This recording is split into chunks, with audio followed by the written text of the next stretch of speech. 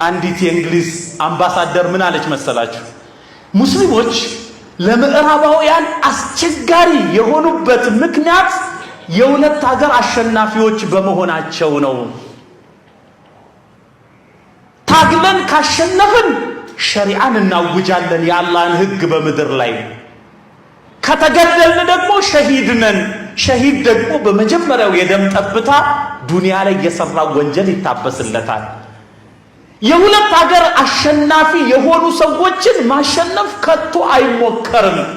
ምን እናርግ ሲሏት ከሰማይ እናቆራርጣቸው አለች። እንዴት ነው ከሰማይ እናቆራርጣቸው? እርቃናቸውን የሚሄዱ ሴቶችን እንልቀቅባቸው አለች። ቁርአኑን ሳይሆን ዳሌዋ ባቷ እንትኗ ሲል ሩሁ ይቋረጣል ማለት ነው። خلاص ይሸነፋል። ፍቅረኛዬ ከርታኝ ነው ያለው ወጣት በቃ ከሰማይ ተቆራርጧል። ነስር የሚባል ነገር የለም። ስለዚህም ወጣቶቹ አብሽሩ፣ እናንተ ስሩ እንጂ